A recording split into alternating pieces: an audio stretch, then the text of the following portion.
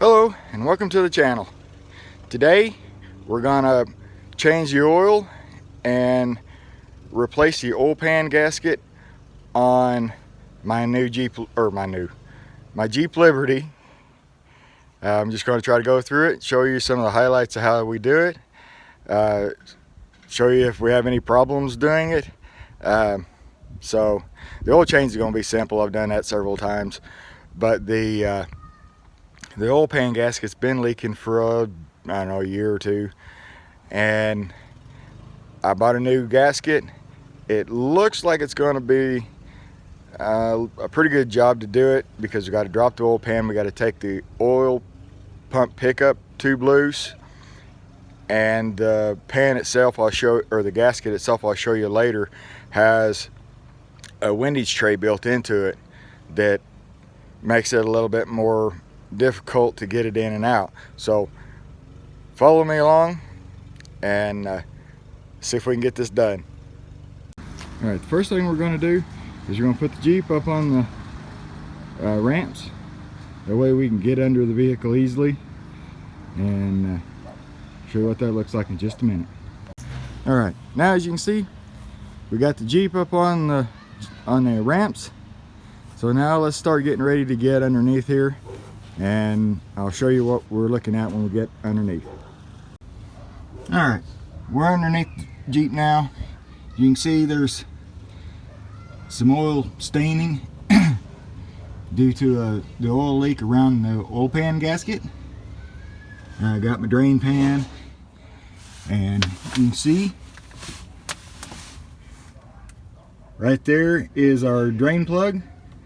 I believe this one's a 13 millimeter. We'll take it out, drain the oil, and then over here there is the oil filter, and we'll take that out. We'll probably wait a little bit later on in the process to change the oil filter and everything, just so we can get this oil pan off and do all the work on it, hopefully, and get this job done. Okay, now right now I got a socket kind of wedged on here, but it's on the end of the drain plug. You can see, and we just kind of start screwing it out, hold pressure up against it until you get ready, till it actually completely comes out. See, it's still not out yet, but it's getting ready to break free, and you kind of push against it. Now you can see it's dripping, and you pull it away from it pretty quick, and there it is. And I'll sit here and let it drain. It'll take about 5 minutes or so to drain out, and then we'll work on to our next step. Alright, it's been draining here for a little bit, and as you can see, it's pretty much done. It's just dribbling a little bit.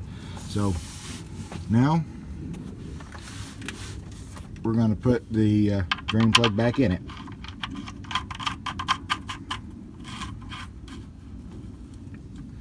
And yeah, I'll go ahead and tighten it up now, because I don't want to forget to tighten it up after I've taken everything apart. So we're just cinch it up there, and we're good. Now, drain pan out of the way. See if I can get this. Now we just got to get these pan bolts loose from here around the front and the other side. There's the oil filter, of course.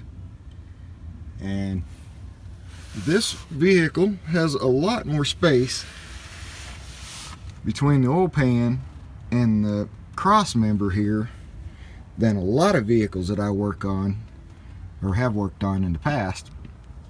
That the sump, which is the deep part of the pan, is still got quite a bit of room between it and the cross member,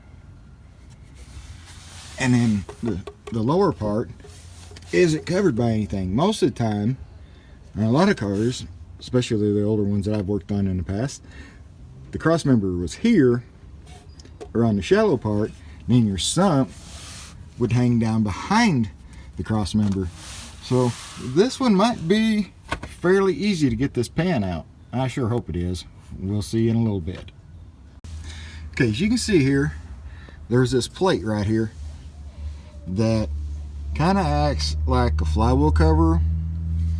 It bolts to the motor up here, bolts to the transmission here and here, and I've just about got it loose, but you have to take that out before you can get to the back bolts on the oil pan and stuff. So I just wanted to kind of throw that in there before I got this all taken apart and forgot about it. And the funny thing is, I've rebuilt this transmission, and I don't know if we ever took that off when we done it. I mean, it's been 4 years ago since I did it, but I can't remember if we took that off at that time or not. Probably not, because we could get the transmission out and everything without taking it off, so I'd say we probably left it on from the looks of it. But just want to throw that in there, so just in case you decided you want to do this, you would that would be out there, that information would be there for you, so you wouldn't be guessing like I have been here for the last few minutes. So on we go. Okay, as you can see, I got that plate out, and now I can get to these back bolts in the oil pan. You see right there's one of the mounting places, and right there was the other one. So now we're gonna get this oil pan off. Alright, I have the oil pan loose. As you can see, this is from the front. This right here is our oil pump pickup tube. I know you probably can't see it up here, but there's a screw up here that holds it here. There's two more screws in the back that hold it, and that is the oil pan gasket slash windage tray, all made together. And I got to take two more screws loose back here and take that loose with the oil pan, because otherwise the oil pan doesn't come out. So hopefully when I get this front end dropped, when I take it loose, I can get the front end dropped and kind of move it back a little bit and pull it out. So that's where we're at right now. Sorry for the sparse updates, but this was a bitch to get loose. I mean, it took a while, so we'll come back later when I finally get this loose, hopefully. Okay. One of the things I was afraid of, and that did happen, is I could not get the oil pan out. It happens that there's just not enough room for the sump to slip out the front. There's not enough room with the transmission to hanging down for it to slip out the back. So I just kind of angled it out. I did get the screws, or get the nuts off, so I could get the pickup tube, the old pickup tube, and our gasket and windage tray combination here out. So now I'll pull this out and show you the old one compared to the new one. Alright, as you can see here, we have our original oil pan, or pan gasket, and the with the windage tray, and here's the new one. They look identical, except for this one's clean and this one's nasty and bent up a little bit from me trying to get it out, being stuck to the oil pan and stuck to the engine block, but I did get it out.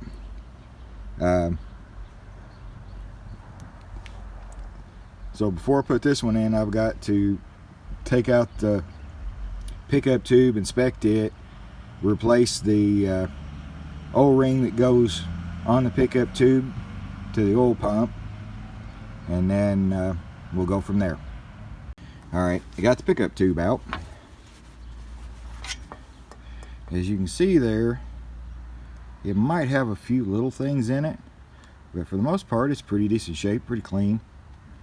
Oops, it's dripping all over me.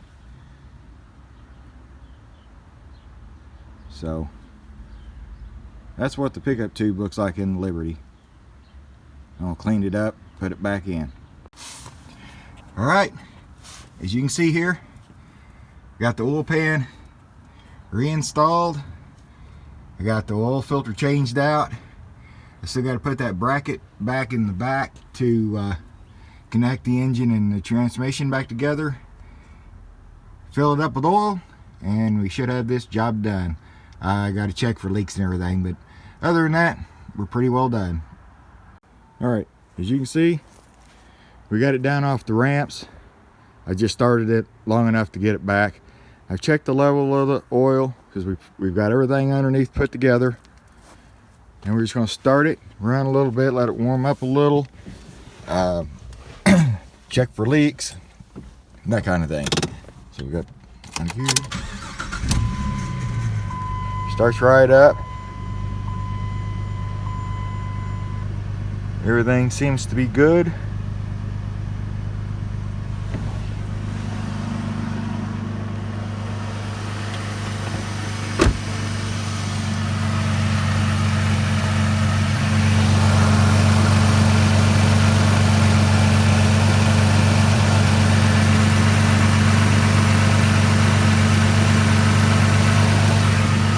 That's the old leak or what that is. Well, you can see it's running, so I believe we're done. I'm going to check, let it run here a little bit more, check for leaks, and see if everything's good. All right, we got that finished up. Let it run for a bit. There's no more oil leaks. Everything's looking good. I'll drive it around a few weeks or maybe just a few days. Check it out, make sure that there's nothing new leaking or nothing new showing up. Keep check on the oil level, that kind of stuff. But for right now, it seems like everything's working good, so I call that a job done and successful. Thank you for watching.